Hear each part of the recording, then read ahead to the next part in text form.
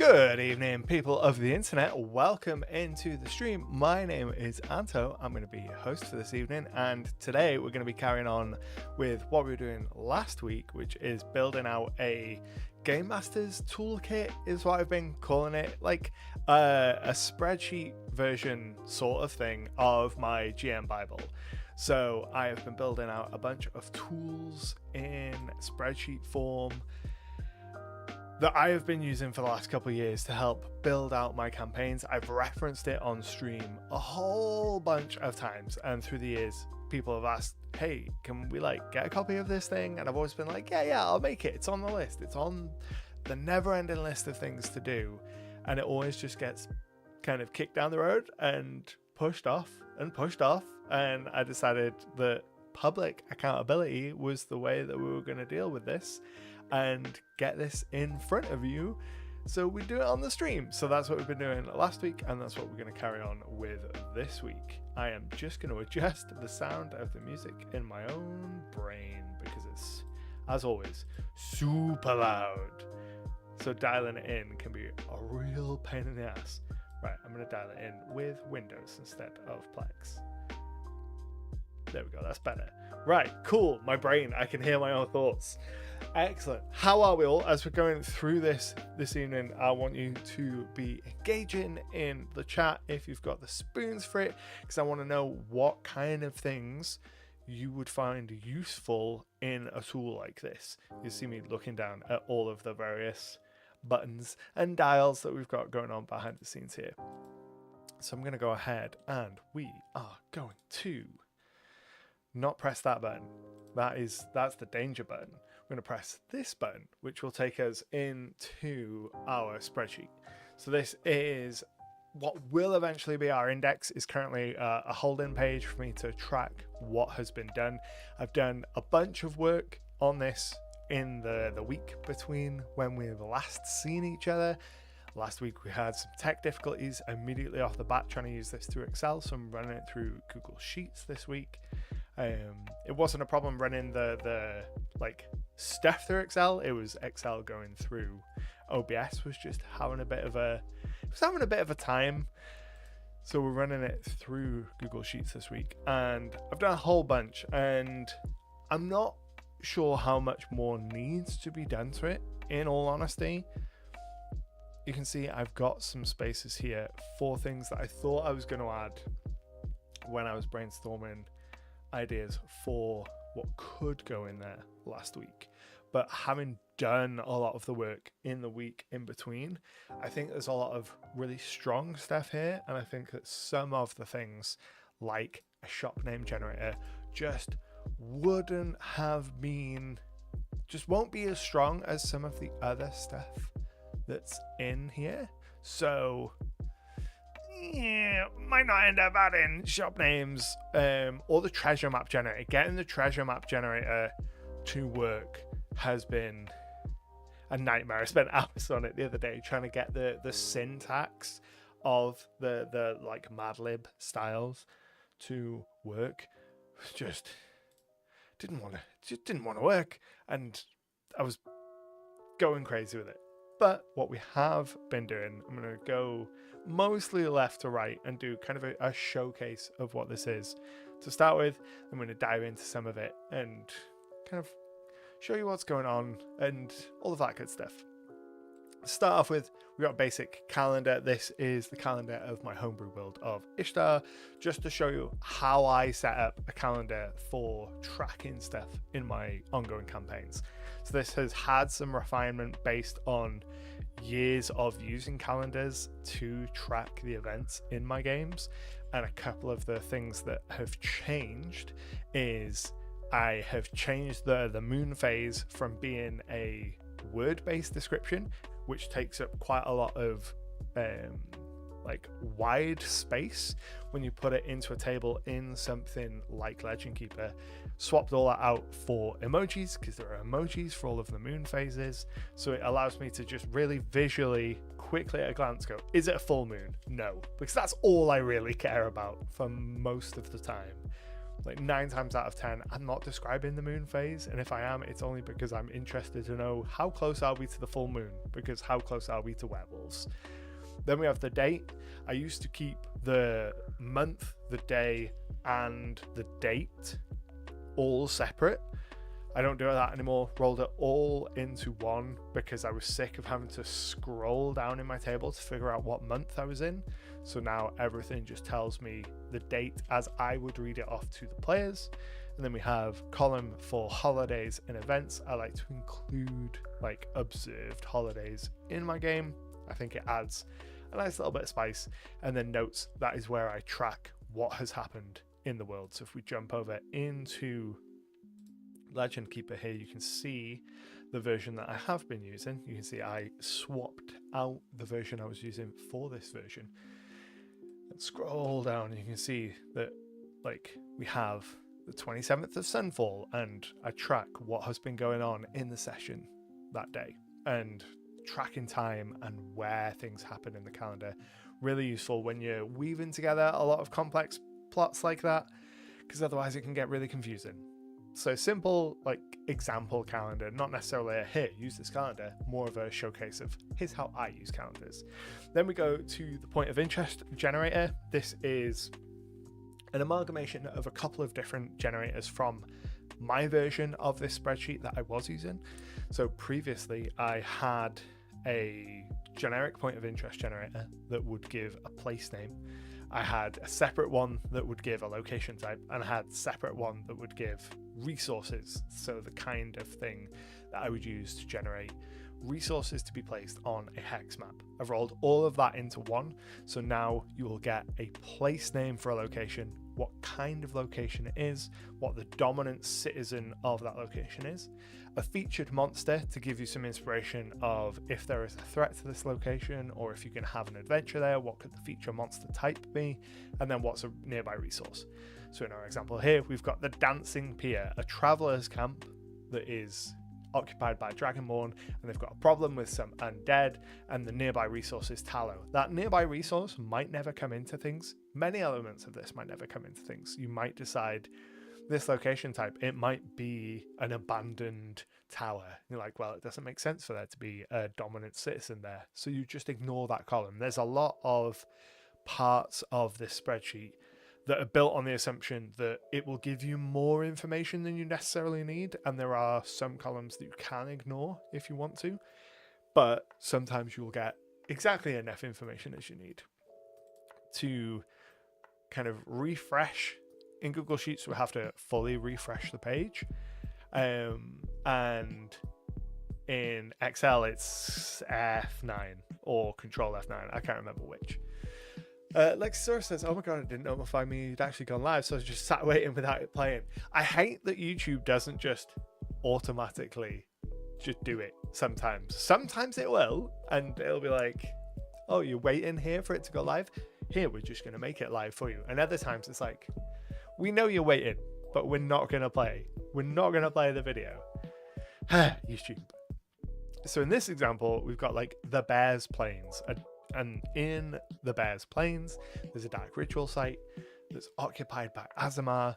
The featured monster for this would be a dragon, and then the resource would be hemp. The resource, again, is probably going to be the one that you ignore the most in this specific generator.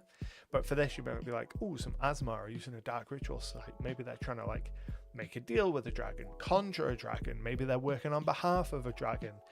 The whole point of a lot of the generators within this sheet is to just give you that spark of inspiration, because especially when you're working with a huge ass map and you want to do like sandboxy style world building, getting those ideas can be exhausting.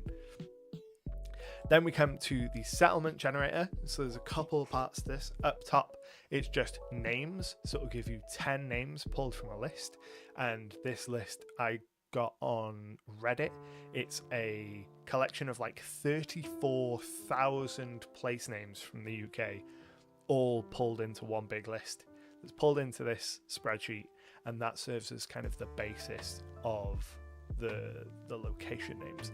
So if you are UK based, you will occasionally see places that like that is literally just down the road from me, which is a really weird feeling. But for like rest of the world, and for the most part, it gives you a really classic sort of Tolkien-esque fantasy, that sort of European default D&D world that most campaigns take place in, or the sort of default for fantasy gaming. So it's a good starting point for a settlement. But you get your settlement names if you just want a bunch of names, and then there's the more detailed generator that will give you a settlement name and then goes into details about the settlement. So we have what type of settlement it is. So that goes from like thorps and hamlets, villages, all the way up to metropolis. And then we have settlement size. Now this is, I didn't want to go into specific numbers here because I didn't want to have to do the formulas required to make sure they linked up and made sense. So instead I went for small, average, large. I think it was just small, average, large, tiny, and massive. So just kind of an indicator as to how big this settlement sits in terms of comparison to average settlements. So this is an averagely sized village, or is it a massive village? Is it like a village that's really spread out? That kind of thing, just to add a little bit of flavor for when you're making those sort of kind of like rest stop villages when the players are traveling from two important places and they need to stop a couple times along the way, but they're not going to spend more than a night there, and you just need enough information for it to feel like that place already existed. So we have the settlement type and the size and the name, and then what type of government it has. So is it a council of elders? Is it a burgomaster? Is it a warlord? That kind of thing. Then a dominant population. So what are the species that you're going to see the most of in the settlement? And this is weighted so that human is the most common, and Aasimar and Tiefling are joint the least common. And then we have minority population. So what is like one of the second most common kind of face types that you're going to see in this settlement, because that's a useful way to add some extra texture to a location, to be like, oh, this is predominantly a human settlement, but there are also a lot of dwarves here. Why are there a lot of dwarves here? And asking the why for each of these kind of columns can be a really useful way to lead you in really easily to deeper world building for a location, if you decide you want to do that. Miss Lexi says, have you weighted it for your world or based on the D&D averages? I have taken, so dominant and minority populations are both based on the 5th edition core species, and then the enclave population, so this is where you have a insular group within a settlement of like a group of a species that live in like their own quarter within a city or something like that. And this enclave population is weighted to default to none, so the most common option is none, because it would be really weird if just every settlement had an enclave. But then that weighs heavier then for things like Aasimar's Tieflings, which are rarer for dominant and minority populations, but also your bird folk, your cat folk, your goblins, kobolds, lizard folk, orcs as well. Orcs are also in dominant and minority as well. So there is some weighting based on like D&D averages, and then just some going by vibes. But the introduction to the spreadsheet, so the index, when the index is finished, I'm going to add some instructions on how to tweak these lists and how to understand how the spreadsheet works, so that people can make changes to it so that the calculators and the generators still work. It's mainly just changing numbers. So like in this, you can see here, I say you can see, but I don't actually know if you can see. Yes, you can see. Up here in the formula row, this is just pulling a random result from an index table, and you define parameters and then tell it to pull one result. So if you added more options to one of these columns, you just have to expand the numbers basically, this index formula is like the core formula that most of the generators are built on. And it's really easy to change. Then we go to danger levels. So we've got low, moderate, high, and extreme, with moderate being the most common. Again, having that kind of weighted result so that you don't end up consistently getting like extremely dangerous settlements that feels weird.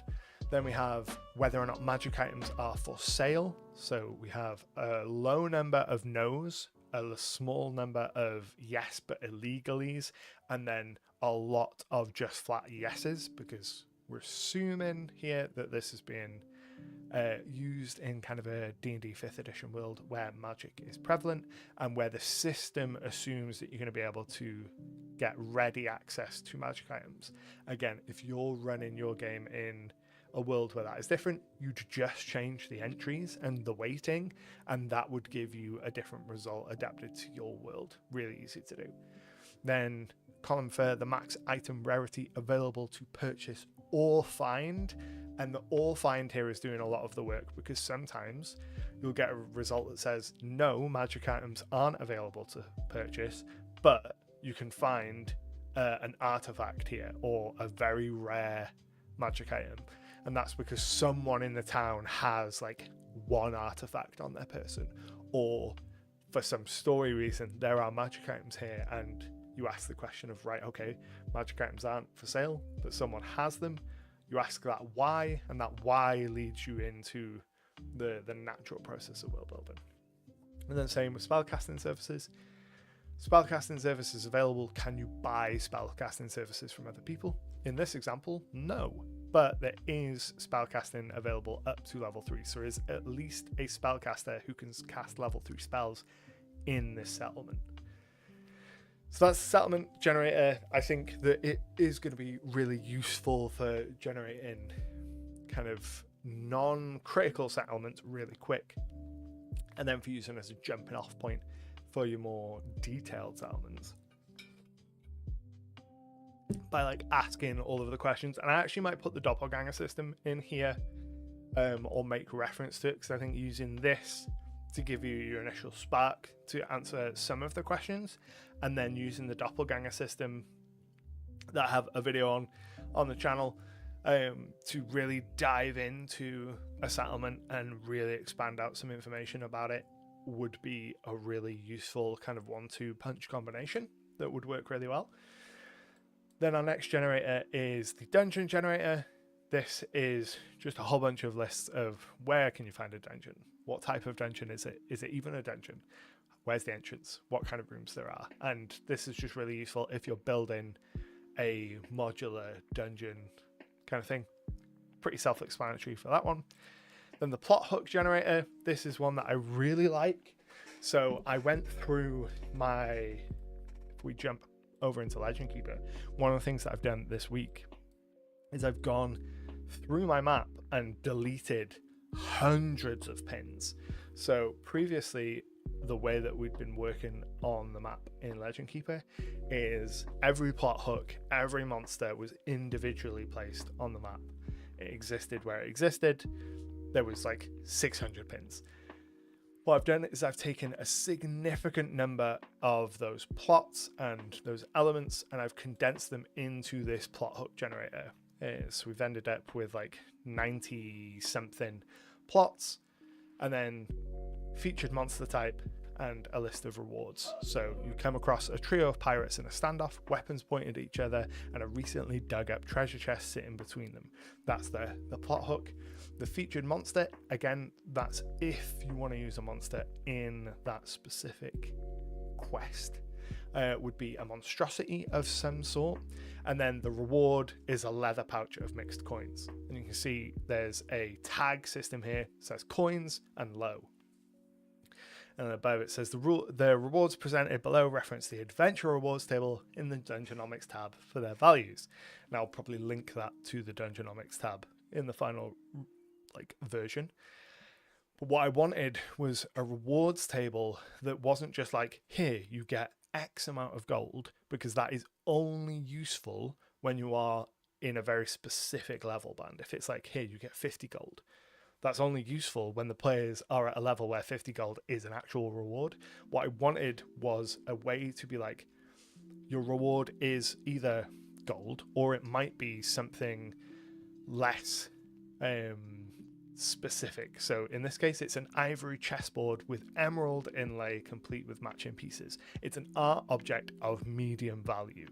And if we jump over and skip ahead to the Dungeonomics section just quickly, you can see I've got an adventure rewards section here, which tells you what the gold per player at each level should be. So let's say your players are level 5 and they just completed that quest.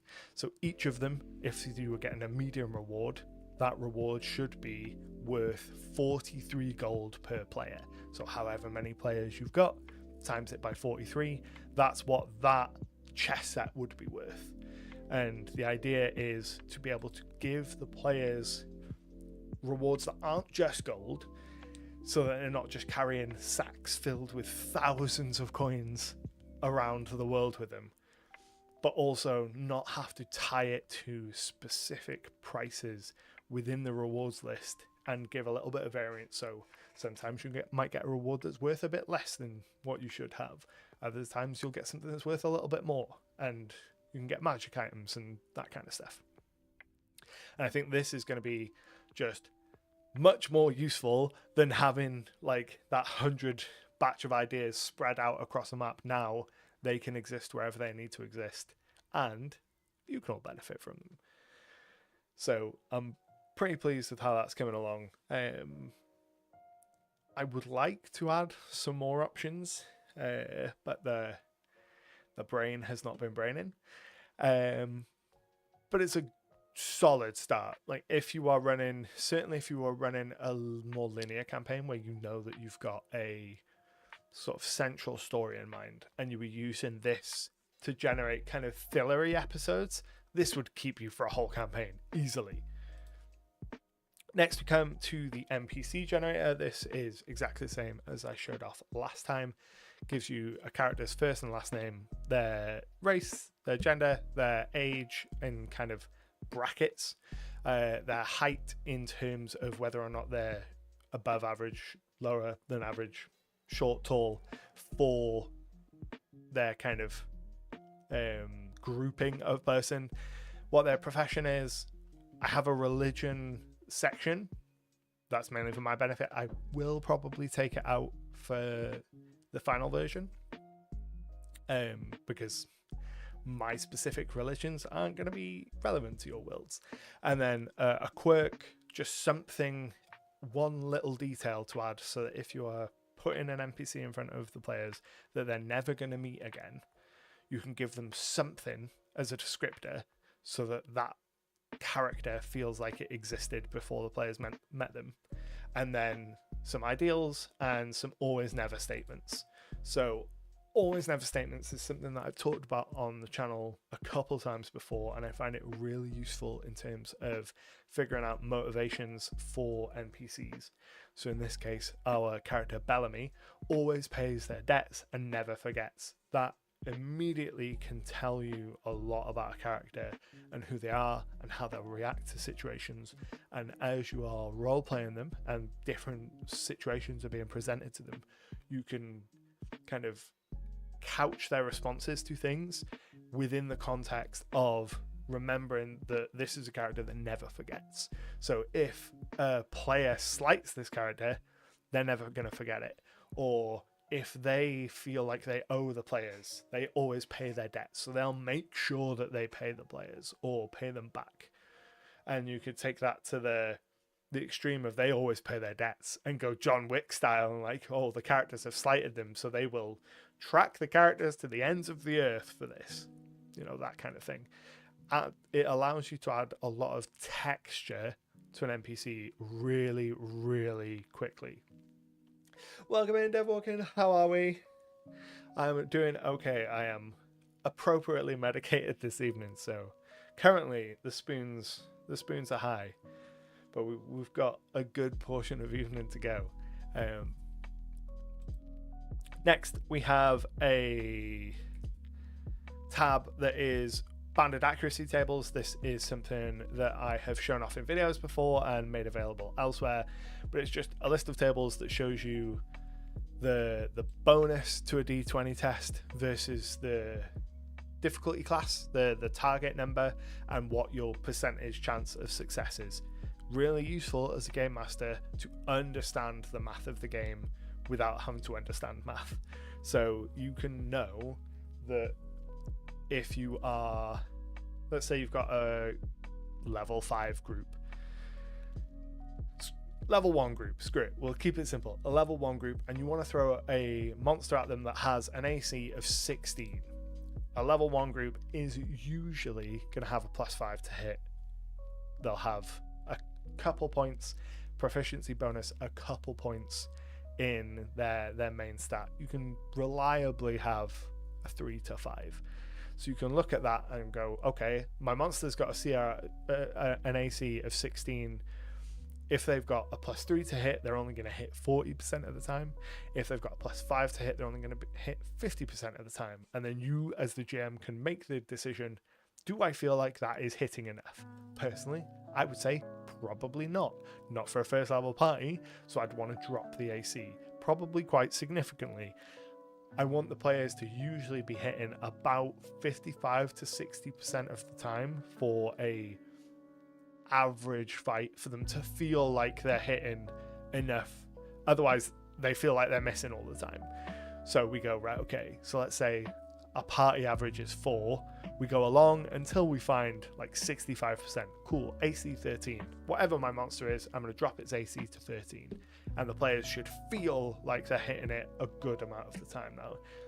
It's a really useful way, especially for someone who doesn't like intuitively understand how math percentages work, to be able to look and kind of cross-reference and know that their monsters and their encounters and their difficulties are going to make sense.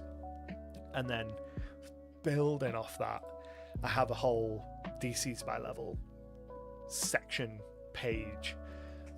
So again, we've got a combat table. So using that example that I just gave, this level 1 party, it will show you what a typical to hit bonus will be. So proficiency bonus of 2.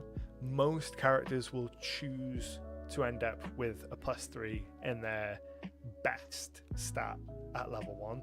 So it's reasonable to assume that they're going to have a +3 ability mod either on their melee attacks or their ranged attacks if they're a ranged character, or their spellcasting to hits if they're a spellcaster, which means their total to hit bonus is +5. And then we've got the enemy AC bits, and it tells you here, if you want them to be hitting 65% of the time, set the AC to 13. If you want it 55% of the time, set it to 15. And does that for each of the levels and all enemy ACs. Just a really easy way, if you struggle to parse percentages and figure out how the dice math works, to look at this and go, right, I know I need to tweak this monster because I know that this monster might be slightly higher level than I want to use, but it's really cool and I want to use it. Or if you are unsure of how a monster is going to operate within a combat, this is a really good way to just kind of check yourself and make sure that you're not throwing something at the party that they just cannot touch, especially once you get up in the ACs. As soon as monsters start kind of crossing the threshold of 20 AC, you can see that they really start to become a problem for the players, and the players should really start worrying. Then we have the same for saving throws and for skill checks as well. And then on that bounded accuracy table, it's also got sections for how advantage and disadvantage impact that roll. So if you know that your rogue, for example, let's use Baldur's Gate 3 for example. In Baldur's Gate 3 you can pick up a set of gloves pretty early on that give you advantage on sleight of hand checks all the time. So let's say your rogue has got something like that and they're just permanently rolling with advantage whenever they're picking locks. You can look and you can see, right, what are the actual DCs that I should be setting now for this new average, or how is it going to affect? So if I've got a DC 15 lock, let's say, and my rogue has got a +5 bonus, well, they're at a about an 80% chance, whereas previously they'd have been at a 55% chance. So this has had like a 25% chance impact on them, which is enormous. Just these two tabs, really useful for understanding the underlying math of the game. And then we have the Dungeonomics tab, which is all about money and magic items. So each of the tables has a little explainer of how it works, but we've got one for character wealth, which is basically taking a lot of the work that I've done in the past to redo the economy of 5th edition so that players are so that you know how much gold players are getting, because the book does a really bad job of telling you how much gold to give your players and how much gold they should get. So the PHB does say, starting at higher levels, you should get this much at level 5, this much at level 11, and this much at level 17. But it doesn't fill in any of those like intervening levels.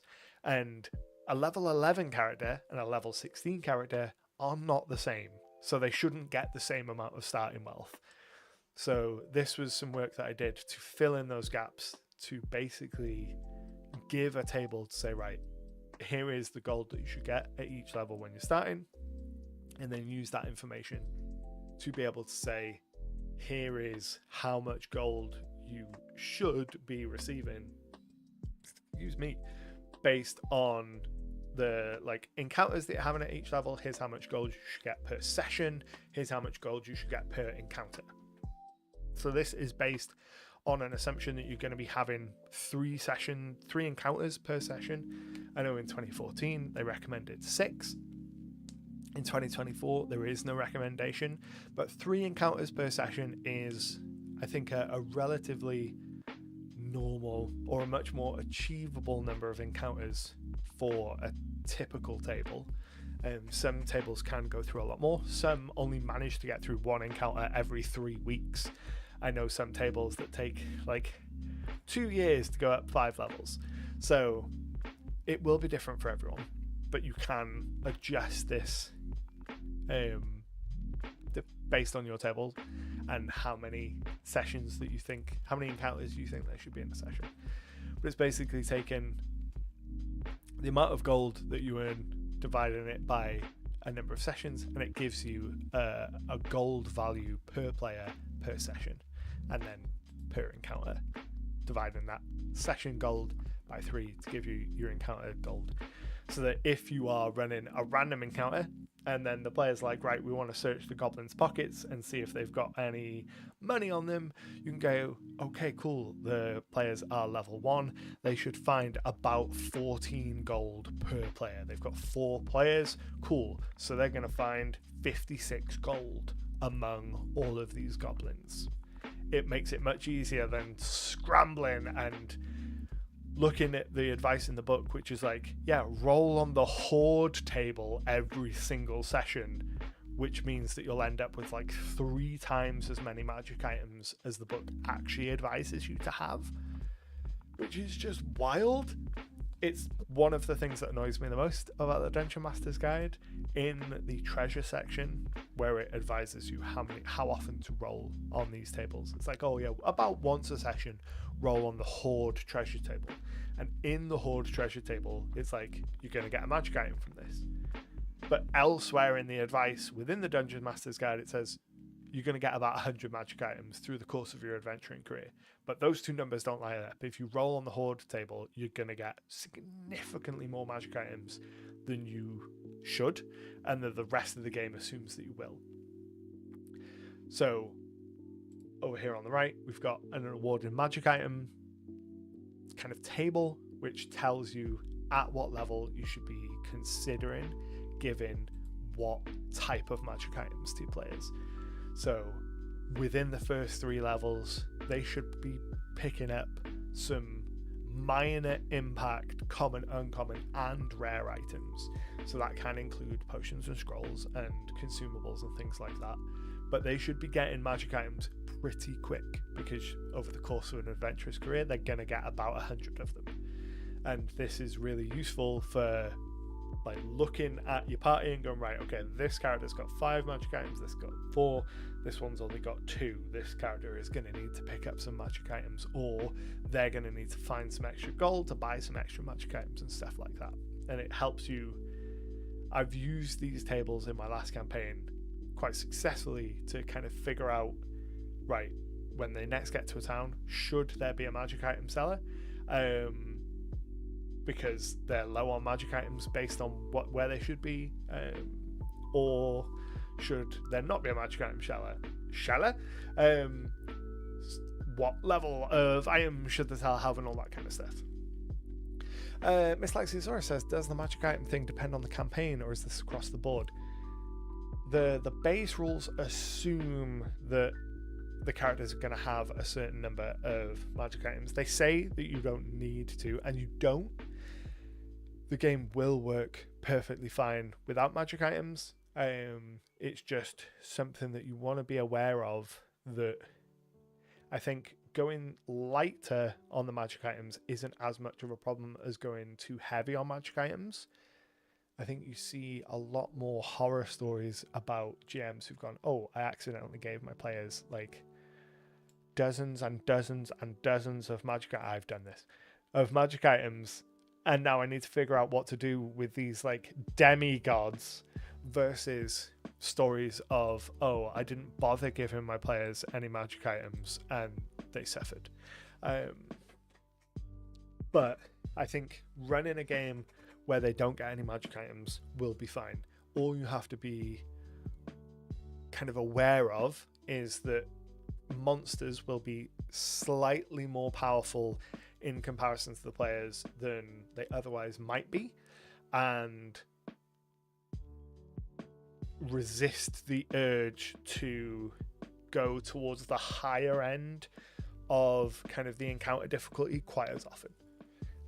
But apart from that, should be absolutely fine. Dev Hawkins says, it's kind of wild to me to have multiple fights per session. I usually have encounters to be really intricate and important within the story for an individual session. Yeah, I quite often will only have one encounter in a session, or sometimes an encounter that will last for multiple sessions, but sometimes we will get through multiple encounters, depending on how you define encounter. You know, if you think of an encounter purely as combat, then sure, might only get through one encounter. But if you think of an encounter as anything that has some risk that the players need to circumvent, so be that a combat or a puzzle or a trap or a social encounter that has the potential to turn into a combat if the players don't navigate it properly, then that's where it comes in. And in terms of rewarding players monetarily, if you're only running one combat every 2 sessions, well, then you just take the 2 sessions worth of gold and give it to them all at once, instead of passing it out by encounter. Oh. Then beneath that, we have a currency converter, just a really simple one that'll let you put in the value of any amount of any of the currency in D&D, and it will tell you how much it is worth in the other currencies. So 500 copper is worth half a platinum, 5 gold, 10 electrum, 50 silver. Or if we do, I don't know, 127 electrum is worth 6,350 copper, 635 silver, or 127 electrum, or 63.5 gold. That kind of thing. Just a really quick currency converter, because especially with electrum, it can get very confusing very quickly. Then in the middle here, we've got magic item pricing. This is based on my magic item pricing. This is something that I have published in SIDEQUEST. So those of you that have copies of the SIDEQUEST annuals will have this in your books, and have a lot of this in your books actually.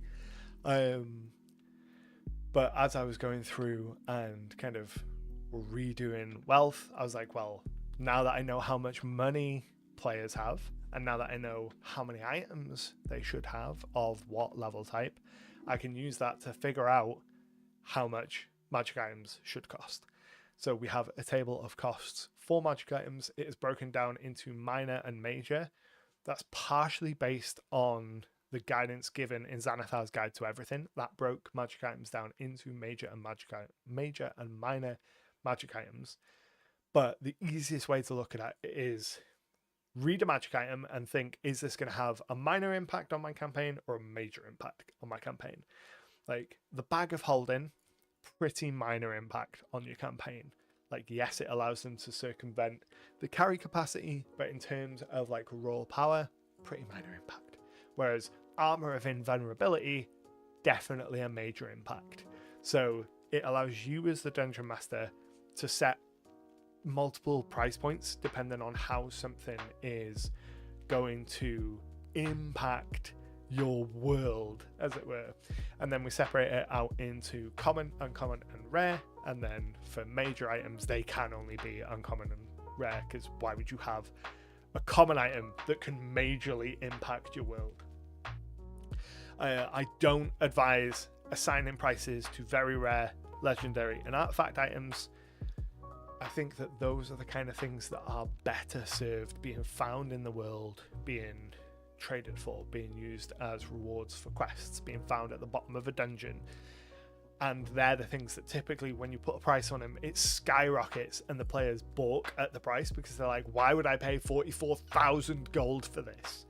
Whereas it's much easier for them to stomach paying sub 10 grand for something, even if they have to wait a couple levels to kind of attain it. And then whether or not it's an attuned item or a cursed item or a consumable impacts the price on that. But there is an exception, because of course there is. The exception is healing potions and scrolls, because healing potions are something the players will always want to buy, and pricing them by their rarity often prices them out of what is reasonable to pay. Like the recommended price for healing potions in the book, a potion of supreme healing which just never gets purchased because it's so expensive.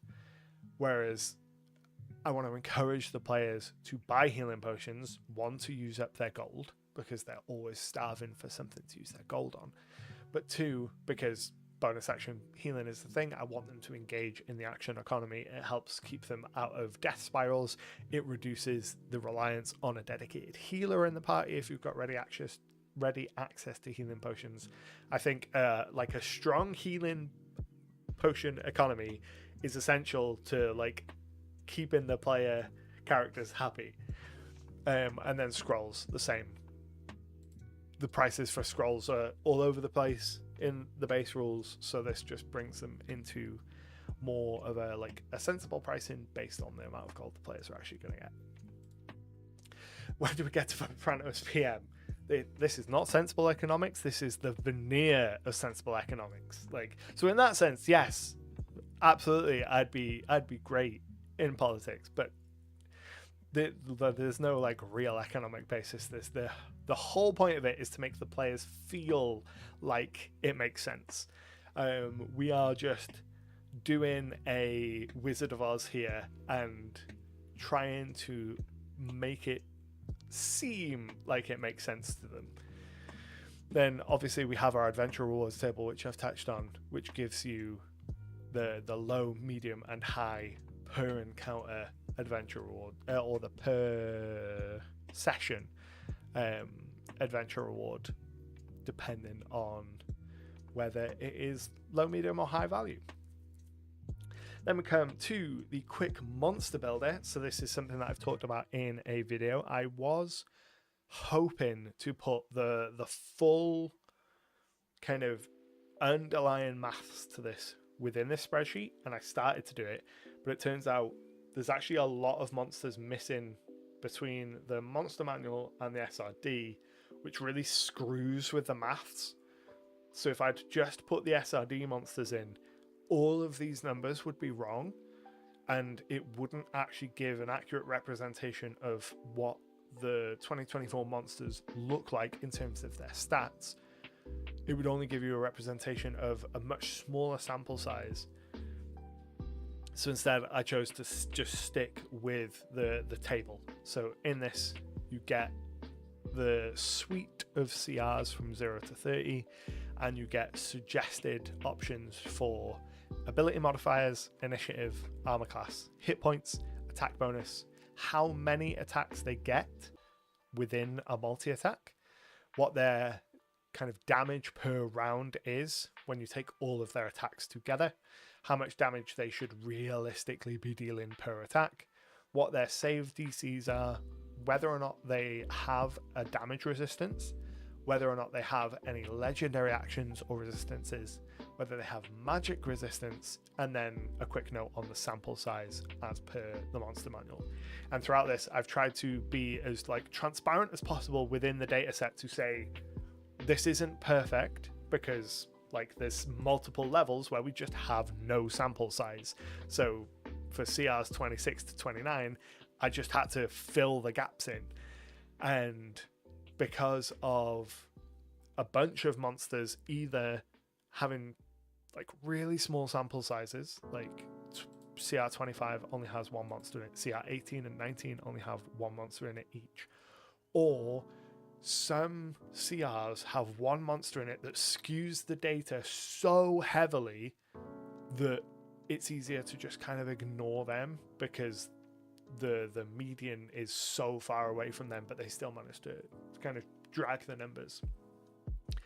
So my goal with this was to kind of give a somewhat linear progression, so it always feels like the monsters are getting better as they go up, which in the actual numbers there's a couple of levels where the sort of average numbers dip back down, either because of that small sample size or because of an outlier monster. But I wanted something that was always going up, because that makes sense for the monsters to always be getting better as their CRs go up, and then fill in some of those gaps. But wherever possible, I wanted to include the actual official ranges so that you as the game master have a little bit more information. So if you want to make a CR8 creature, let's say, and you're like, right, this says that my CR8 creature should have an initiative of 4. Well, I want it to have a higher initiative. You can immediately look and see that the range for published CR8 creatures is actually 0 to 10. So as long as you're not going outside of that range, the initiative of your monster will be within the bounds of what is published. So the recommendation, like the median initiative, is 4, but if you want your creature to have an initiative of 8, that is entirely in keeping with other CR8 creatures, and you're not gonna like break the game by doing it, which is my whole goal. By putting all of the ranges in the brackets, I want to give you the reassurances as game masters that you can tweak these numbers without breaking it by looking at the ranges of established monsters, and know that as long as you stay in those, you're always going to be as balanced as an official monster. Whether or not that is balanced, entirely up for debate. But if you're making a monster from scratch and it is as balanced as an officially published monster, whether or not that officially published monster is balanced doesn't really matter from the point of view of you're putting something on the table that will be as balanced as something that you'd get from a book, and you wouldn't blink twice from getting it from a book. So I want to empower you to be able to make those tweaks to your monsters and to make monsters from scratch, while knowing that you can keep it kind of in the numbers that make sense without having to do just oodles. I want to keep you from having to do as much maths as possible, because I know a lot of people hate it, even though this is fundamentally a game of maths. I know a lot of people really hate it. So throughout this, you've got all this information. You just pull out, even if you just took the base kind of medians here. Say your party were fighting a CR12 monster. Cool. So you give it the stat array of +3, +3, +3, and then +2, +2, +2. You assign those to the ability scores that you want. You give it an initiative of +7, an AC of 18, 210 hit points, an attack bonus of +10, 3 attacks that deal 30 damage of whatever type you want each, for 90 damage in a round. Whatever kind of saves it imparts, they have a DC of 17. You roll a d100, and if it's 30% or less, yeah, give them some kind of damage resistance. Do the same on 20% or less, they get legendary action. 40% or less, they get a magic resistance, and boom, you've got a monster that you could run against the party, and it would work. It wouldn't be the most polished monster in the world, but for a one-off encounter, it would work within the bounds of the numbers published for a CR12 creature, which means it would be entirely appropriate. Yeah, I got into D&D without realising it was a math game, and now I'm regularly crying in dyscalculate. Exactly. D&D attracts a lot of people. It's a strange dichotomy that D&D attracts a lot of people who struggle with numbers for such a number-based game. So anything I can do to make the game, the numbers element of the game, easier for people, or to empower people to be able to tweak the numbers without feeling like they're getting lost, is just a big win. Welcome, Bob. What have I missed? I've been on Night Rain. We are going through the GM spreadsheet that we started last week, just going through an overview of all the pages that I've been working on this week, and we are up to the last page that I've worked on so far, which is the saga planning page. So this is another thing that has come from an older video for my approach on planning out story-driven campaigns. So I like to approach them in sagas. Think of it like a season of TV. So I lay it out like it was a season of TV, a number of episodes per season, and we have like the main plot, the A plot, and then we have a number of subplots. And by planning it out in like this visual style, I am able to go, right, okay, in this week, here's what the main plot is, here's what the subplot is. But the subplot is going to connect eventually to this thing 6 sessions down the road.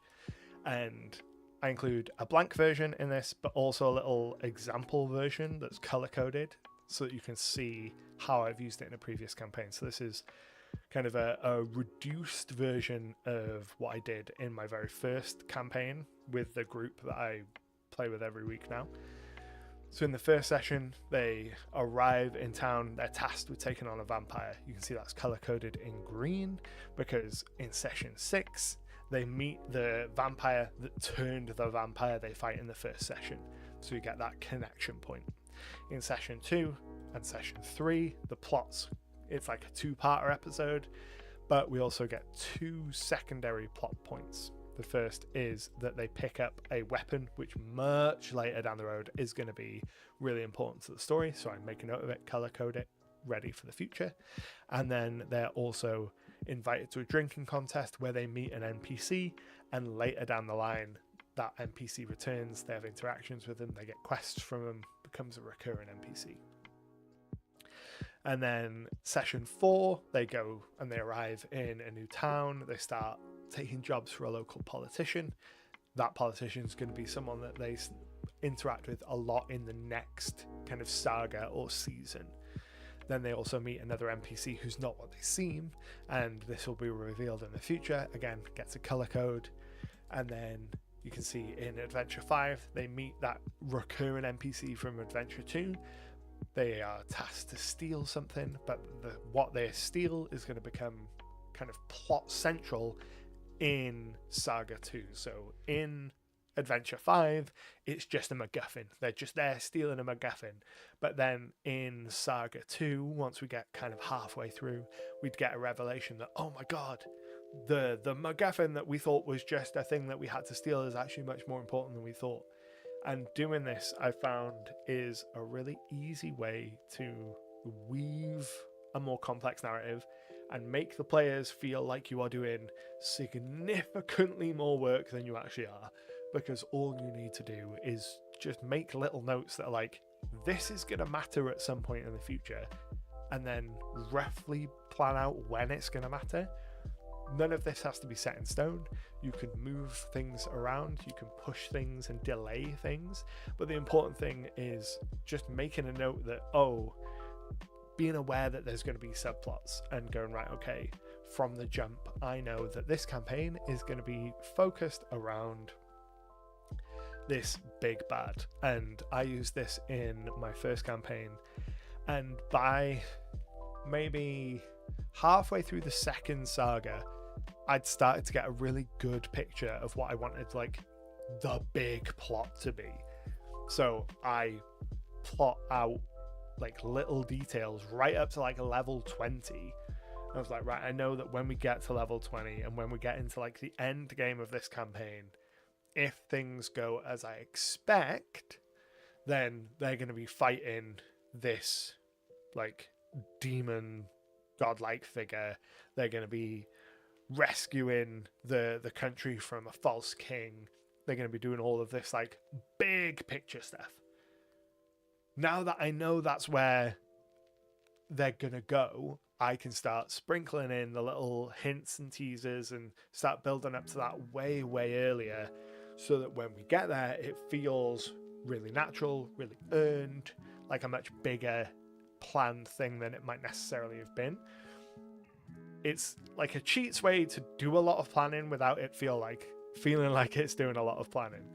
And I think if you're running a more linear game, if you're not running a true open sandbox, this doesn't work as well with a true open sandbox, because a lot of the driving force behind that kind of campaign is the players coming to each week and being like, here is where we're going this week, versus a more linear game where you as the GM are more presenting them with plot, capital P, plot.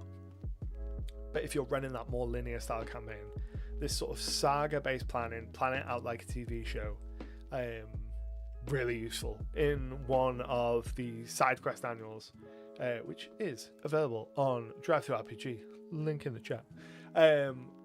I wrote a whole article, 6 seasons in a movie, about planning campaigns through the lens of them being seasons of television culminating with like the big movie, like Hollywood plot moment. And I found it to be really useful when it comes to those more linear based plot things. So that's where we're up to in terms of what we've got for the kind of master sheet at the moment. So you can see most of these things are done. I don't think that, given that we've got the plot hook generator now that's got like 100 plot hooks and a bunch of rewards and stuff, probably won't bother pursuing the adventure Mad Libs, because I think that that's just a weaker version of the plot hook generator, like the SideQuest board. I think that any time that would be spent on that would be better served on the plot hook generator. So we'll probably get rid of that. Introduction page, that's what this page will be. It will have, as I said, all of the kind of, here's how to use this sheet, here's how the key formula for the sheet, that index formula works, here's how to tweak it, which will be really useful. The shop names element of it, again, I'm not sure that is something that's going to be super useful in here, because it's the kind of thing that you can just go to random name generators and grab. So I don't think that is something that we'll put in here. The treasure map generator, I would love to get working, but again, I'm really struggling to get the syntax down so that it flows and makes sense. It might be something I add in the future. I don't think that it's something I will add in the first instance. Same with drinks and narcotics and crime and punishment. I think they might be a bit too niche and specific, because a lot of the other things here are quite like high level and I think are really generally useful. And I don't want to add too much stuff that like dilutes that. It's like Sora says, are you planning to sell the SideQuest annuals directly through the website, by the way, or only on DriveThruRPG? I am absolutely planning to sell them through the website. I am just in the middle of rebuilding it. So I'm currently in the process of rebuilding the website, because the current website sucks real bad. And the whole platform that it's built on is an absolute dumpster fire. So I'm currently in the process of redesigning the website, and we'll be moving everything onto Shopify. Once that is all done, I will be making the annuals available. I still have some stock left over, some overages from the Kickstarter, but I'm also going to be making it so that folks who missed out on getting the special edition versions during the Kickstarters are going to be able to get one last chance to get those, because I'm not going to be doing any more. So the assumption was, when I did the last Kickstarter, the Kickstarter for Annual 3, I expected I would be doing one for Annual 4, but then health got in the way and that's not happening.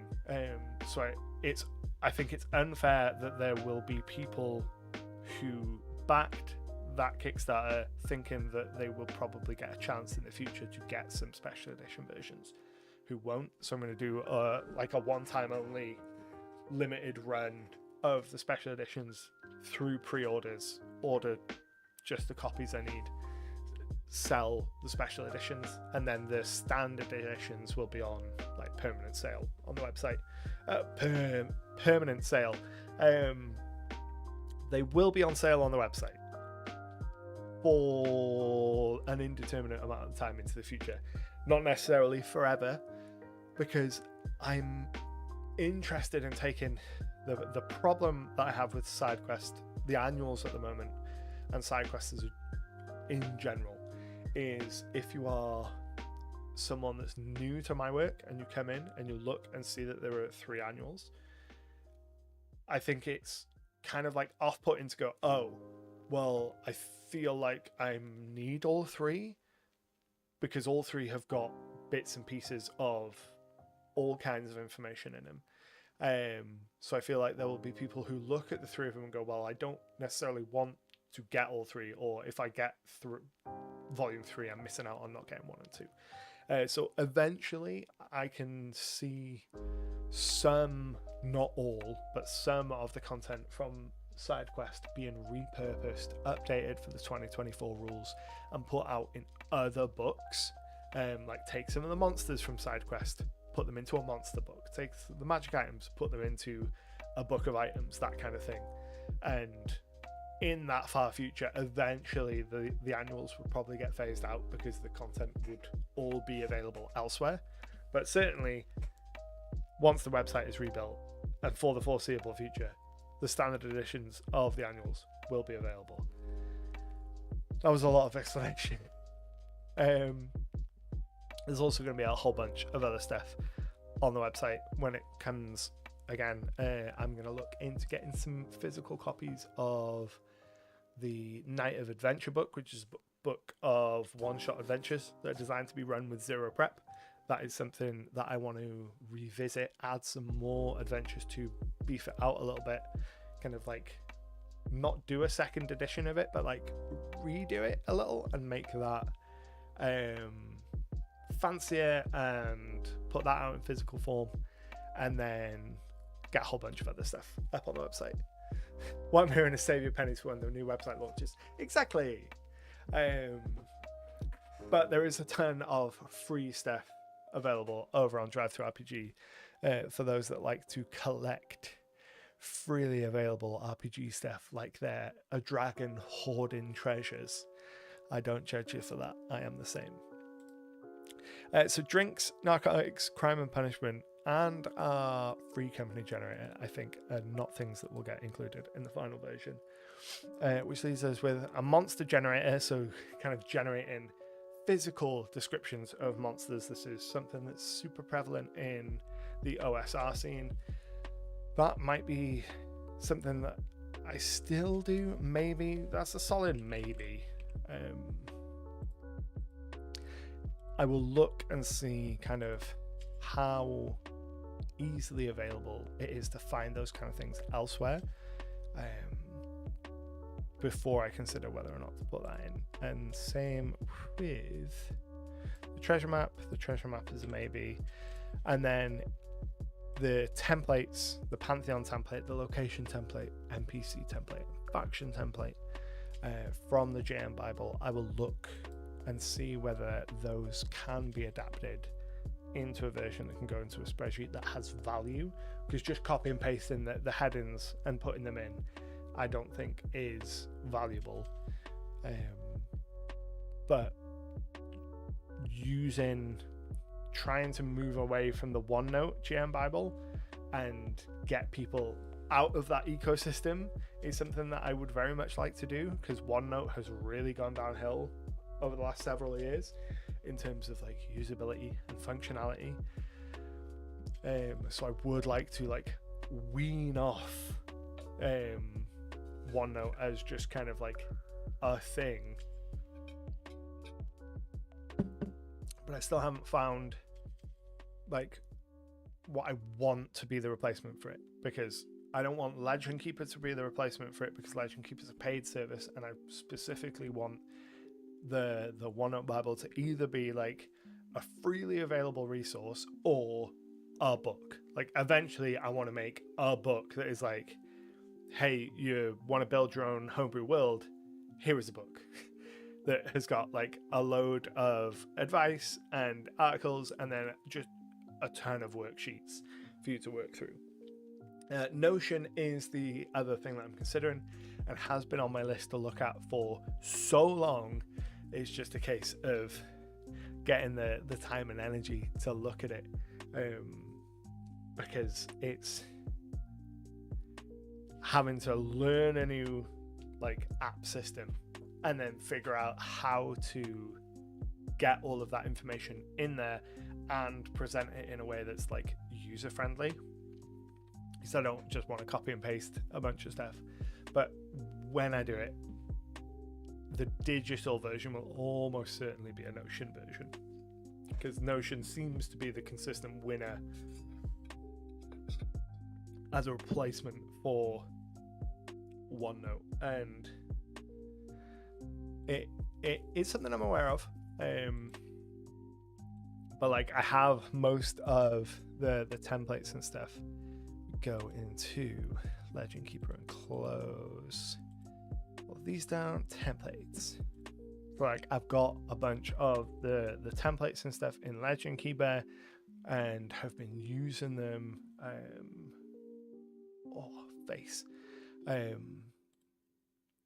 And I like the visual presentation of a lot of it. And I know that Legend Keeper and Notion use really, really, really similar code bases. So once I do like sit down to do it, I know that it's not going to take a particularly long time. It's just one of those things where the kind of the momentum to get started is a big hurdle, just because I've got so much else going on. Like top priority is the website, then the cheat sheet, the revised like 2024 version of the cheat sheets, the class cheat sheets. Those are the two big things that I want to do this year, and if I don't get anything else done, then that's fine. As long as I get those two things done, I'm happy enough. But let's see, let me jump in. Let's do a little show and tell while we're in here, and I'll show off what I've been working on for the website and talk about it while I have a captive. I love the phrase captive audience because there's something so sinister about it. Right, website 25 rebuild, and then what version are we on? That's the one, I think. Mockup 3. Yeah, and then this should. Yeah, there we go. Look, that worked. So this is the current version of the mockup for the website, and I've been spending so much time on it. So up until now, if we go and if I jump over to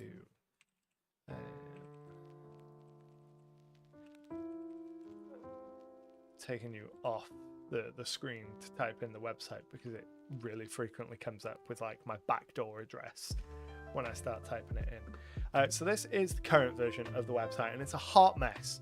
So this was built with Wix, which has been my web platform for a long time, because they kept roping me in with deals, basically, and being like, you can get another 2 years for like even cheaper than you've paid for this time.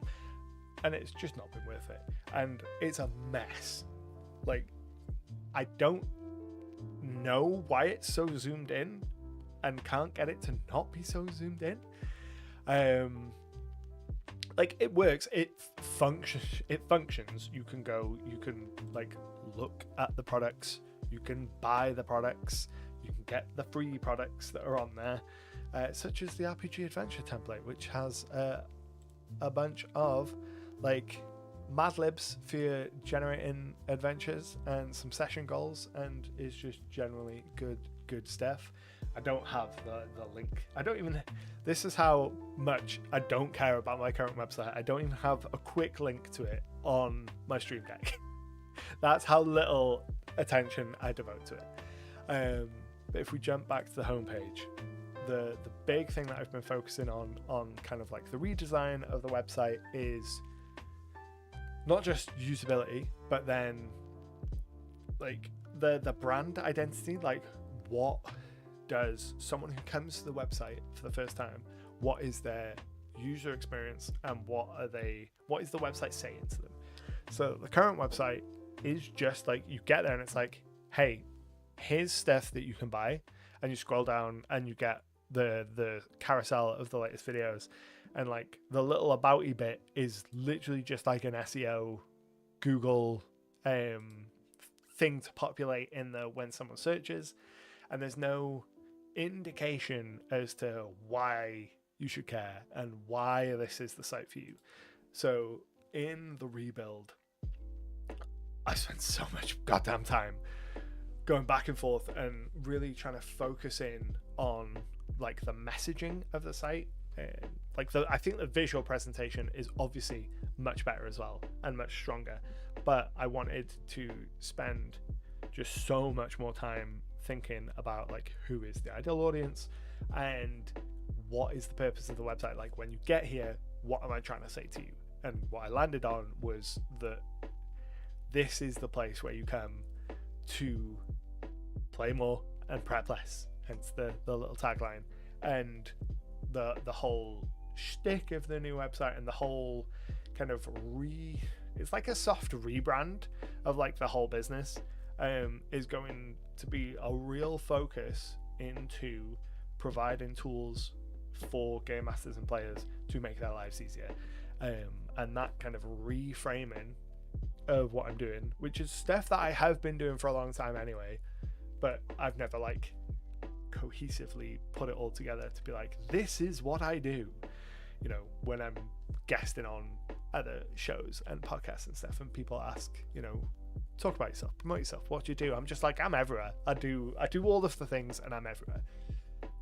It's been a long time since I've had like a concise tagline to be like, I make products to make your life as a game master easier, and I want you to spend less time on prep and more time playing the goddamn game. So that's a big focus of like the kind of new website and the kind of like soft rebrand. So if we zoom in a little, much more like message forward, like much more saying to a visitor, hey, you're a dungeon master, you're struggling because you've like got no time to prep and you're overwhelmed, you're in the right place. And then like backing that up with like stuff in the about page and free tools and a whole bunch of stuff. So I've been real deep diving in on that. I think I've probably got like another 2-3 weeks worth of work, maybe before I even start like fully implementing it, but I'm really pleased with how it's coming along. And I've been somewhat sidetracked by the fact that my players managed to get themselves TPK'd last week, so I'm having to also do a whole bunch of world building and like campaign admin that I hadn't expected to do, which has taken up a bunch more of my time. But it's fine, you know, it's what it is. It has prompted me to relook at the map. As you can see, go in, take off a lot of those pins, add them into the Bible as the plot hooks, which I think is probably going to be one of the biggest positive changes to both the map and to that spreadsheet. I think that's going to be a really good thing overall. But also looking at the map again with the view of making sure that everything that is on the map in terms of pins, like really focusing in on all killer, no filler, that kind of vibe, because previously we'd done a lot of like pin generation. We'd done a lot of streams where it was pick a hex, make a pin for the sake of there being something there. And I think in an open sandbox world, there is value to being like, wherever my players go, I know that there's always something there to give me a jumping off point. But my next campaign is going to be way more linear, because I do not have the emotional energy to sandbox campaign it again. I need that direction to take the players in, because the players aren't, as a collective, directioned enough themselves to take us through in a full sandbox. So the next campaign is going to be much more of a return to more linear storytelling. They'll still have the option to go off, do side quests, get themselves into weird and wacky situations, but I know that there will be a main plot that I can always fall back on. So I don't need there to be things in every hex. I mean, this version of the map doesn't actually have hexes, so we're fine. But I've been focusing a lot on making sure that all of the locations that are on the map have location pins, and then thinking about how can I make the exploration of the map interesting. So a couple of the different ways that we've been doing this is, let me find one here. It's a good question. I will find one in the side here. So in the previous version of the map, I had a couple of different menhir, which are standing stones that would grant powers to people who went to them, kind of like the standing stones in Skyrim, that kind of idea. So I've gone in and I've added 6 of those throughout the world, 1 for each of the ability scores. So you can go to these locations and there'll be a way for the players to permanently increase their ability scores. I've then taken that thought and expanded it, and we have like a whole bunch of shrines dedicated to pretty much all of the gods in the world, and each of those will have a quest associated with it and a reward that grants either a feat or a boon or access to a spell or some kind of unique feature that feels appropriate to that particular god or deity. So I'm trying to think of a good example. It's like Terras, the reward is the charger feat. The idea of Terras being this like relentless monster, charger feat is a pretty good expression of that. Alaria, the traveler, the reward for doing whatever the quest end up being for this one is you get to cast Misty Step once per day without any spell components, and then if you can cast spells, you get it added to your spell list. Things like that, so that when the players get to the stage where they're like, right, we want to power up, essentially, we want to explore the world and power up, started adding in these layers to the map for them to be able to go and find places to do that.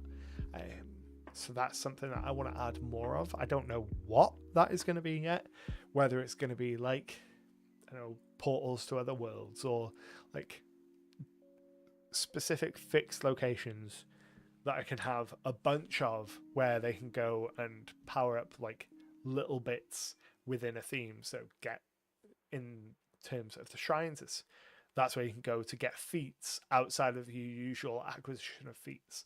Or there's the standing stones, the men here, where you can go and level up, like power up your ability scores outside of what you would normally be able to do.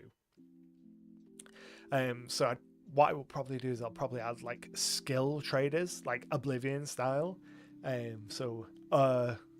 Like a master skill trader for each of the skills located throughout the Jewel Cities. So if someone wanted to learn X new skill, they could go and study with this person, or something along those lines.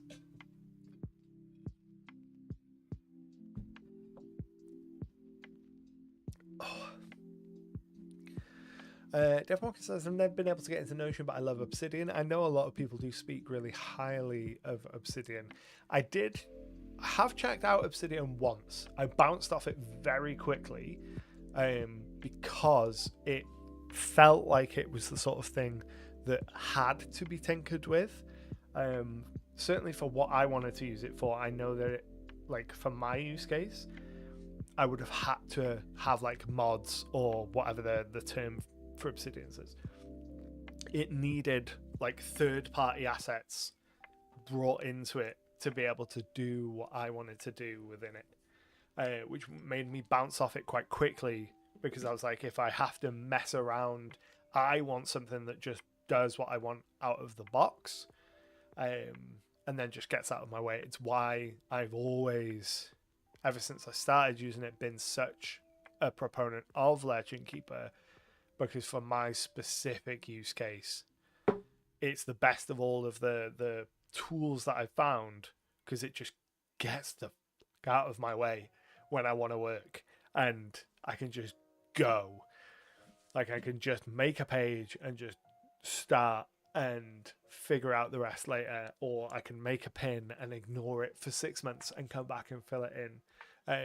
It works very well for my specific style. In terms of replacement for the OneNote GM Bible, I'd mainly be looking for something that could replace that as seamlessly as possible. I think Notion is probably going to be the best choice, because it seems to be like have the closest like shared usage to like OneNote, which will be useful. Even though I don't think there's any way to do map support natively, which is a big downside of a lot of the tools. A lot of the free tools struggle with map support natively. Dicel says, can you name the application that you use again? I can. This one that you're seeing on screen at the moment is Legend Keeper. I have a whole video series dedicated to Legend Keeper, which I'll link in the chat somewhere. And then I also have an affiliate link with Legend Keeper, which I approached them to get. And I was like, look, I talk about your goddamn app all the time. Do you have an affiliate scheme? And they did not. And I was like, make one for me and give me a code, which gets you discount on your first payment, including like the annual plans and stuff. So it's a good way to get it at a cheaper price. Because I was like, I'm always talking about this goddamn thing. I want to save the people some money. Like messaging Braden on Discord being like, yo, give me affiliates. Make it for me now. It's like currently the only like program that I actively go out and shill because I use it every damn day for doing all of my world building. And as I say, I've tried a lot of world building tools. At one point I was going to make like a like Super Bowl 16 style ranking video of like pitting all of these different software together, and I got like one tier in and I was like, I know Legend Keeper is going to win because every other one of these things that I use I don't enjoy, so there's no point in me making the video. And it really bothered me. Different strokes, it drives me up the wall when software doesn't let me tinker with it. probably why I can't touch Apple stuff with the 10-foot pole. Absolutely, completely reasonable. Like the getting enjoyment from tinkering, super valid. I think that's why so many people really, really like Foundry, because you can tinker to your absolute heart's content with that. Don't get me wrong, I do really enjoy Foundry. Excuse me, it is what I use most of the time to run my VTT games. But there is real benefit of just having something that works out of the box. Like, I've been working on making my own version of Legend Keeper because I can't stand subscription models. I mean, if you can get it working, if you can get a payment model working where you can do one-time payments and it works out for you, like, financially, amazing. Because I know that speaking to not just Legend Keeper, but a lot of the people like in this kind of space that do software as service, like subscription model stuff, I know for a lot of them their preference would be non-subscription based, but they just would not survive without it being subscription based, because there's not enough, the niche of the industry isn't big enough for it to be one-time purchase. I think that's why we don't see a lot from, or I suspect that maybe, I have no insider knowledge on this, but I suspect that may be why we don't see a lot out of Megasploit, who made Wonder Draft and Dungeon Draft, which are like the non-subscription map making services. But you don't see anything from them anymore. They don't really get updates. They don't really get new content. Megasploit is making a video game now, because I just don't think that in most cases there is any money outside of like subscription service within this niche, because it is so small. I think it would need to be you'd have to design it from a like more of a mass market perspective, and then be like, hey, this is really useful for TTRPGs. Like, not even as a business, just put it on GitHub or whatever. Yeah, that's like going the full open source route. Absolutely fair. Like, the only other like decent free version of this kind of software that I have seen was Master Screen, which was around for a couple of years, several years ago, but they seem to just vanish off the face of the earth overnight. I made a video talking about that. I did a sponsored video about them years ago, and then someone commented on the video one day being like, they're just gone, and went and looked, and they were just gone. No trace of them. Emailed the people behind it being like, yo, you still around? Because I'm gonna have to pull the video because it's directing people to something that doesn't exist anymore. Never got a reply. I think they are back now, or have been back maybe once or twice since then, but it does seem like trying to sustain anything like business wise in this industry is a nightmare, because, you know, if we wanted to make money, we'd go and do anything else. It's the God's honest truth. Like, this is not the industry you come to if you want to make money.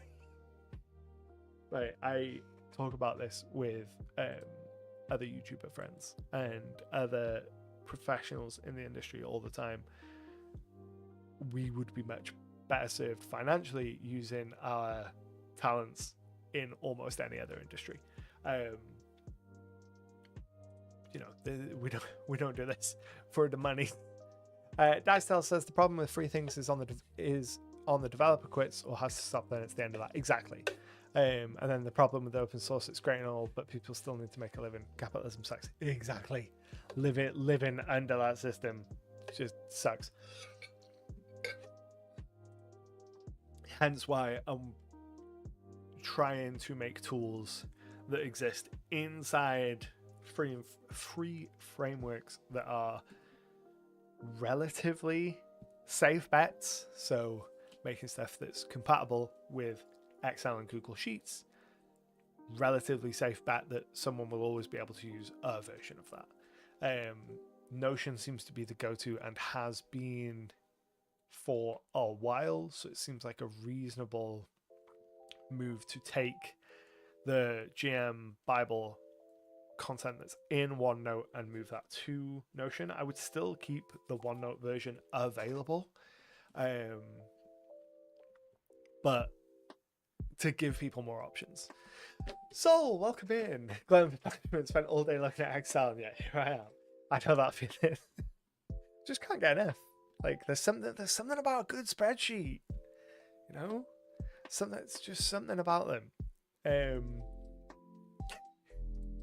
So yeah, in terms of what we've been doing for the map for Jewel Cities, like I said, I've purged hundreds of pins. If we take this and have a look, we're at 276 pins in total now. We were at over 600.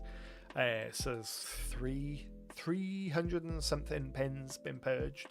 Like I said, solid 100 of them have been plot hooks that we can use in this new spreadsheet. So you discover the hideout of a cult who are worshipping an ancient evil.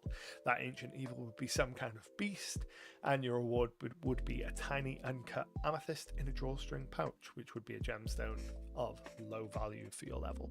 I think that this plot hook generator is going to be super useful in my next campaign, and hopefully super useful in all of your games once I make the spreadsheet available. In terms of the spreadsheets being available, I'm hoping to get them out in the next couple of weeks. They will probably go out to patrons and channel members for a week or two first, just to like stress test them, and then they'll be freely available after that. I wrote a 1,000-line VBA macro for a hospital records collection. I mean, anything involving macros is gross from the jump, but horrible. I love open source stuff and would be happy to give someone else at least a starting point if I can. No promises, and all, just sort my way of giving back. Exactly. Like, I love a lot of the open source elements, and a lot of my problem is there's a bunch of stuff that I would like to do when it comes to like techie things, but I have no clue on how to code and honestly no desire on how to learn. I do know a couple folks within the industry that do have some like coding knowledge that could probably build the kind of things that I have in mind. And I have thought about a couple of options to approach some folks and be like, hey, let's build something. But again, it's always one of those things that's like, so far down the line, I've got so many other things going on. But I would love to have more options within the space that aren't subscription models. It just, luck of the draw that all of my favorite options are subscription models, like Legend Keeper subscription models, Incarnate, which is what I use for the map. I've got a link, and I have a video on that on the channel linked in the chat. That's also, there's a free version, but the map, like this map was built with Incarnate, as was the map for the world of Ishtar as well. And my view on subscription models, provided they're not being like predatory and like grossly unethical, I'm happy enough to support subscription models as long as I can see that the money is going to something and that there is improvements being made. Not necessarily always feature improvements. I think that it's an easy trap to fall into if you run a subscription model service, to feel like you always have to deliver features, like new shiny things. But I want to see that there is momentum from the subscription model, like, because if I'm getting something as a one-time purchase, I'm not expecting you to take that and make it constantly better because I'm buying the thing as it exists today. But if I'm like paying month on month on month, the way I view it is that business needs to win my money every single month. It needs to justify itself every month, and a lot of the time that means new stuff, shiny new things. Like, I'm gonna be insufferable when the timeline version of Legend Keeper comes out. I'm gonna make so many timelines. I'm gonna make so many things. I'm very excited for the timeline feature in Legend Keeper. I also wish they would give me the additional layer on top of the map, so that I can start like adding country borders and stuff within Legend Keeper. That would be nice. Coding is sweet. It's like getting the keys to creation. If you ever want some code, I'd love to help out. Like I said, it's something that it's one of those things that in theory I'd love to be able to do, but I know it's not a skill that at the moment I have time for, so it's never something that I'm super eager to pursue. Dicedale says, I would rather have a bug fix than a new feature any day.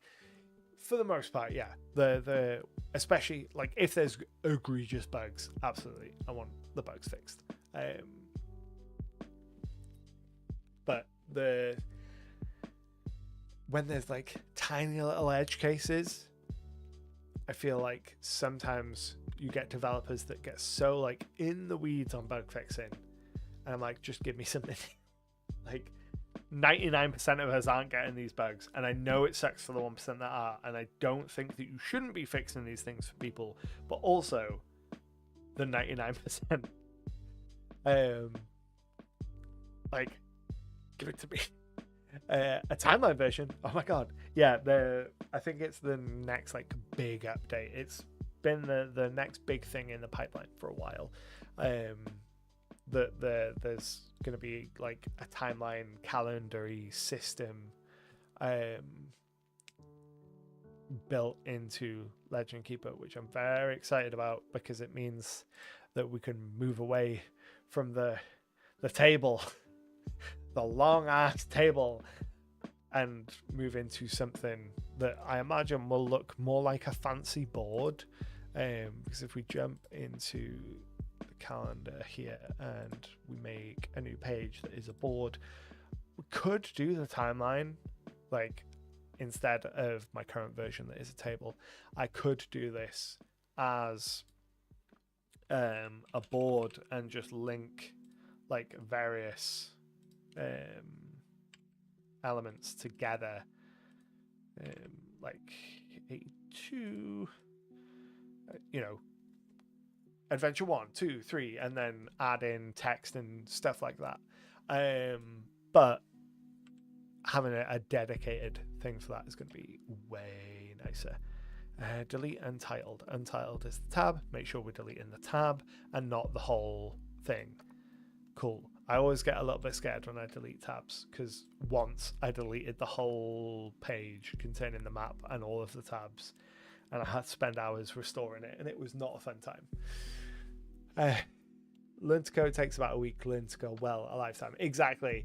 I'm so aware that it is the kind of skill that I could probably like get to like junk level quite quickly, but I'd always be kind of frustrated that I wasn't getting any further. Andrew says, you plan on getting into the Cosmere RPG? I will probably take a look at it at some point. I have no idea when we are due to get it though. Cosmere RPG, when that's supposed to be actually delivering. September 25? Really? Ooh, that's much closer than I thought. Assuming that it does deliver on time, I will probably have a look at it. It's not something that I envision myself switching to for whole campaigns, because for me, I've read all of the Mistborn series. I've read most of the Stormlight archives.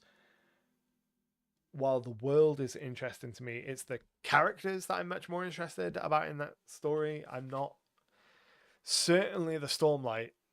I am way less interested in playing in a Stormlight campaign than I am in playing in a Mistborn campaign. I would be super interested in playing a Mistborn campaign, because that's sort of the vibe of the world of Mistborn and the magic system in Mistborn, especially, I think is much more interesting than Stormlight. I think Stormlight is a great option.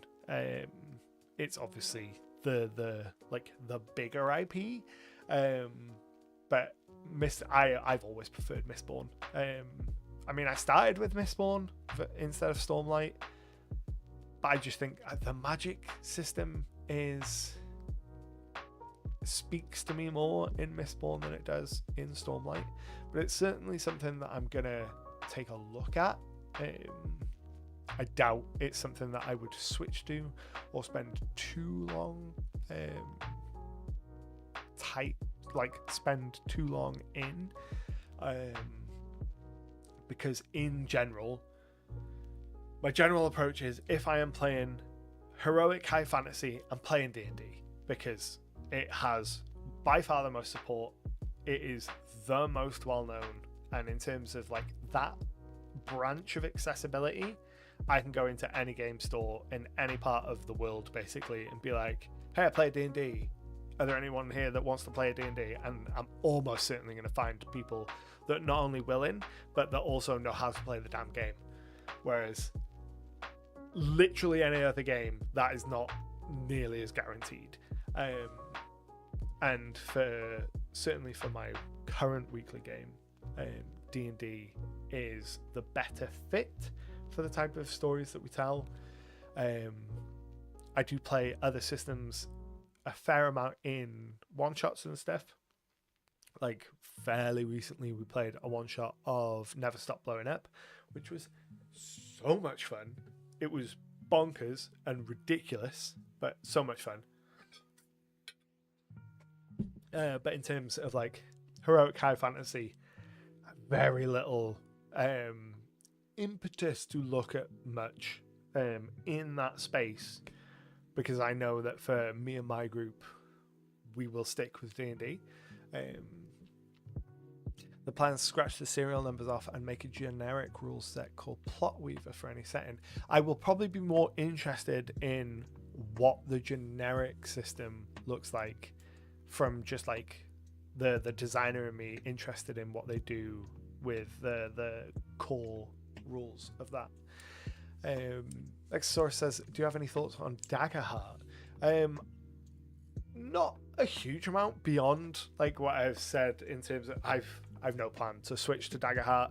I think that I've seen a lot of people talk about how Daggerheart is the next D&D killer, as we see every time there's a big launch of any heroic fantasy thing. We saw the same thing with MCDM, Tales of the Valiant, whatever the next with Cosme at the time. We'll see it again with whatever the next thing that comes out after Daggerheart is. But the only thing that will kill D&D is D&D. I think that Daggerheart is another one of those where I'm like, if I want to play a heroic fantasy game, I'll probably just play a D&D. I'd happily play a one shot or something of it to like get the experience of playing it. I think that the dice rolling mechanic, the 2d12, the hope and fear, is a perfectly fine system. It exists. That like rolling with X in Daggerheart's case, hope and fear. That is a dice system that exists in a bunch of indie games, and I do quite like that system. I like being able to roll the dice and look at the two or more results and go, right, okay, I know I've got some story from what I've rolled beyond just success or failure. I like that. I also like the concept of the GM gaining kind of power from the failure of the players. I have some concerns about it setting up like an adversarial nature, because every time the players fail and they watch as the GM is gaining like fear tokens that they're then going to use against them. If you are at a table where the players already feel like it is an adversarial relationships, then that will only get made worse by that style of system. It's not a dagger heart problem specifically, it's just that style of gameplay.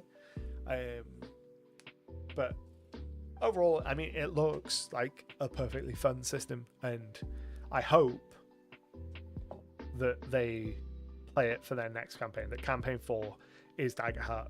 If they stick with D&D for campaign 4, I'll be very concerned, because if you're not using your flagship product to promote your flagship product, what are you even doing? And I think we're still way too early to see how much like longevity it's got, because it's like sold out on Amazon, it's sold out on their website straight away, which is a really good sign. But in 12 months time, is anyone going to be playing it in their local game store? Are you going to be able to find a group of people who aren't necessarily Critical Role fans to play the system with you? And that kind of thing. You know, the ecosystem of a game in the game store, being able to pick it up and play it outside of like the hype wave, and whether or not it can grow under its own weight, very different story to like the initial launch. I think that it's a really good sign that they've got retail distribution straight away, because a lot of games don't. And I think that's where a lot of them struggle, is not having any copies on the shelves of any game stores straight away. I know that it's a budget thing, but it's good that they've got that. Plotweaver also plans to have a lot of third-party support. That's always a good thing. I love seeing third-party support. Tails, I'll have some overloaded classes in my own code, but they have to make a new code base of pain. Coding. Just not smart enough to be able to deal with that. I get lost debugging all the time.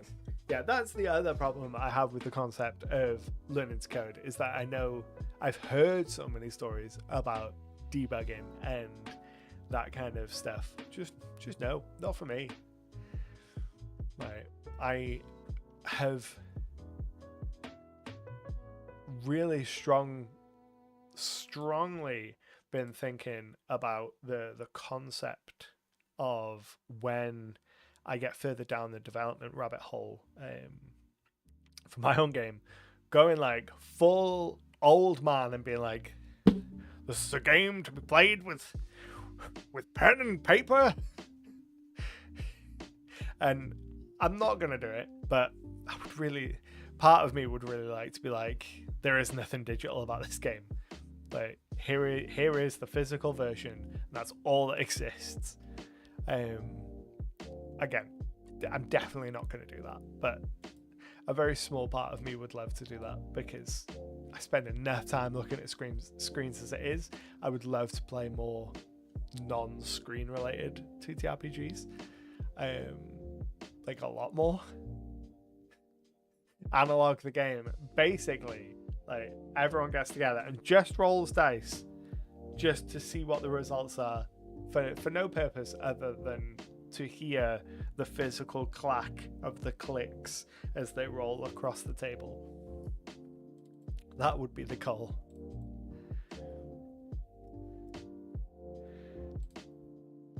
I had full brain meltdown there. And then in terms of,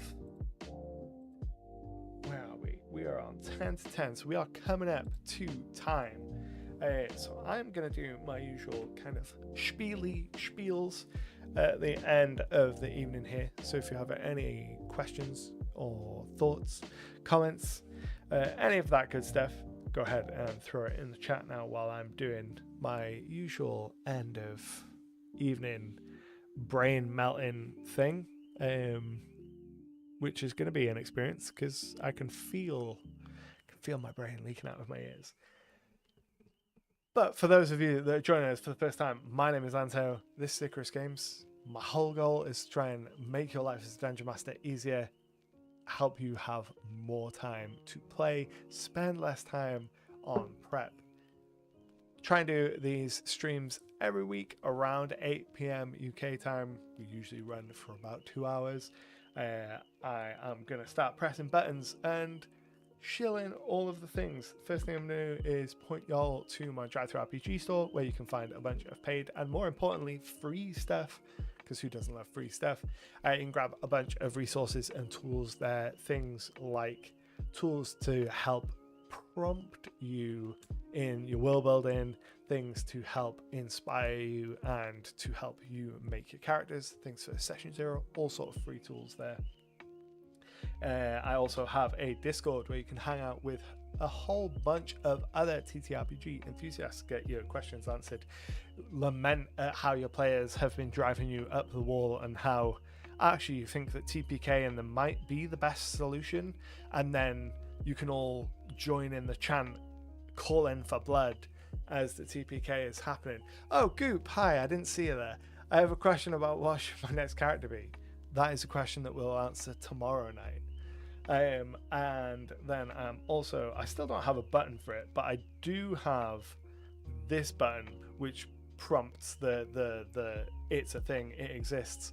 If you want to help support the channel, there is a join button down beneath this video somewhere. I don't know where you're watching it.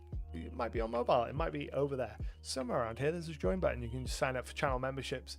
Members get access to early videos, so they get the regular channel videos early. They get access to a whole bunch of exclusive content like campaign diaries, where I tell you about how I am planning on murdering all of my player characters in grotesque fashion, and how, you know, the barbarian in particular deserves to be the first to die.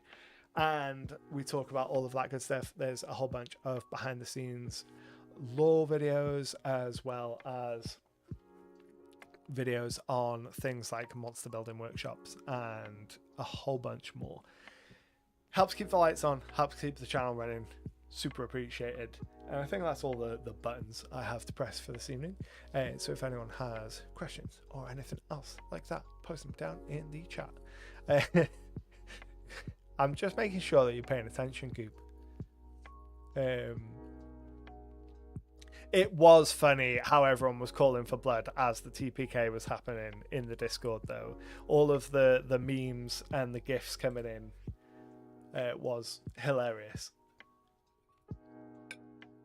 It's a good job that my party are like barred from that area of the Discord, so that they couldn't see everyone being like, yes, kill them all. Because I think that would have just really demoralized you guys even more. Just to clarify for everyone that is watching and isn't aware of the context, it wasn't actually out for their blood. They just made horrible choices, and the party wizard killed half of the party. That's not on me. It was so dumb. No, Goop, it wasn't live streamed. I was talking about it in the Discord, in my Discord at the time that it was happening, updating the people in the Discord as to what was going on in the fight as it was happening, and posting screenshots. Posting screenshots of where everyone was and how many hit points you all had, and then when Cornelius went and just friendly fired half of the team. Right. Oh, provided I have enough spoonage, the plan is to record a campaign diary talking about the TPK tomorrow, which will hopefully go up tomorrow or Thursday. Excuse me. And I also want to record a video talking about TPKs in general, and the process of like planning for a TPK, not in terms of planning to kill the player characters, but when you see one come in, how do you plan for that eventuality? What do you do to kind of mitigate the pain of a TPK? Talk about where you go from there, and all of kind of the, oh, your party's all dead, what now? That kind of video. I want to try and record that this week or next week, depending on the spoons also. We've got like 5 more minutes. If anyone has any things they want to ask while we're doing it, we'll go through and do a couple of the plot hook generators and have a look at what they are. So we've got you discover Lorne's Mead Hall, an establishment that caters to monsters. It should be caters to monstrous creatures.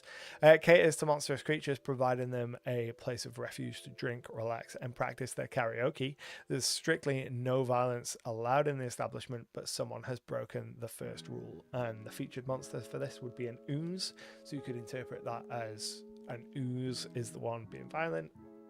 And then the reward for this would be a blue spinel in a brass socket, which would be a medium value gemstone. Let's go down and fix that typo in the Lorne's Karaoke Bar Mead Hall. What was it? You discover Lorne's Mead Hall, an establishment that caters to monstrous creatures, providing them a place of refuge to drink, relax, and practice their karaoke. There is strictly no violence allowed in the establishment, but someone has broken the first rule. Another plot hook is you meet someone whose family was killed by a monster. They're on a quest for revenge, and this featured monster would be a fiend. So, and then the reward would be a polished sapphire nestled in black velvet. I think that's quite appropriate for a fiend. And this would be a high value gemstone. So let's say that you are level 10 in this example. So that would be worth 196 gold pieces per player character. So if we had a party of 4, it would be worth, let's do some quick math, 784 gold pieces. Are the players going to have to sing karaoke IRL? Well, that depends on how evil of a GM you decide to be, I guess. But I would definitely have Islands in the Stream queued up and ready to go just in case. Let's rock another one. Will this regenerate if we just... No. Refresh it is. You encounter a secret society invites you to prove your worth by solving a deadly puzzle. And the featured monsters here would be humanoids, so we can assume that the secret society would be humanoid in nature, but not necessarily. And then the reward would be a hoard of varied gold, electrum, and platinum coins. So this would be high value coins. And given that it is a horde specifically, you might decide to award them a level or 2 higher than you otherwise would. But that's the beauty of having a table with entries for every level. It's much easier to find flexibility in that. And then let's do one more. That's the wrong tab. We'll do one more and then call it a night. And then you come across a caravan sitting on the roadside unattended. All around it, bundles of clothing and shoes lie discarded, as if their occupants vanished from within them. And then the feature monster here would be some kind of humanoid. And why have they vanished within them? Why are all of their clothes and shoes discarded? What way is the humanoid connected to all of this? Those are the questions that you ask yourself to lead you down the path of creating an interesting encounter from the plot hook. And then your reward for this would be reclaimed silver bars from an old vault. So maybe this caravan had found this old vault and taken the silver bars, but the silver bars actually belonged to the owner of the vault, which might have been an old wizard. And this old wizard is out for revenge and has cast some kind of spell which has raptured all of the occupants of the caravan. that kind of thing. Federico says, "Hey man, really amazing. Do you use only SRD content?" Yes, the anything where there is like official stats used, which I don't actually think there is official stats used in here. It's SRD content. The quick monster builder, the base stats and the stuff that I used to generate this table is the full monster manual, but I have not provided the full the kind of underlying math. I've only provided the outcome, so you're not getting any of the content that's within the monster manual. You're just getting the kind of crunched data from that. But other than that, I actually don't think there's anything. I think it's all just my brain. That is not true. The settlement generator has the list of locations from the UK pulled from that Reddit post. Beyond that, I think everything is pretty much pulled from either my brain or like SRD content. Like the dungeon rooms are Pathfinder SRD stuff, I believe. And then basically everything else. Anytime that the stuff is pulled from elsewhere, like the names in the settlement, there's a credit to it. The dungeon room generator references that are based on Pathfinder first edition, and has a little encouragement to go and pick up the Game Master Guide for PF1 because it's a genuinely good Game Master Guide. And then everything else is pretty much my brain, I think. I don't think it's pulled anything else in, because that was part of the reason why I delayed sharing this with people for so long, because my personal version of this does have a lot of like not SRD stuff in that couldn't be shared, so I had to strip a lot of that out to not get sued. But yeah, this is almost finished. I've got like a couple more pages to do, then it'll go out to patrons and channel members for a week or two for a bit of stress testing, and then it'll be widely available. When it is widely available, I will make a regular video here on the channel, so make sure you are subscribed for that. It'll come out, I imagine that video will come out next month sometime, and that video will have the link to where to pick up that spreadsheet for free. Probably a link to a Google Sheets version and a downloadable Excel version, so that whatever your preference is, you'll have a version that's available for you. But I think that's a great place to call it. Thank you all for hanging out with me this evening. I've been Anto, and I hope you have a fantastic evening and happy gaming.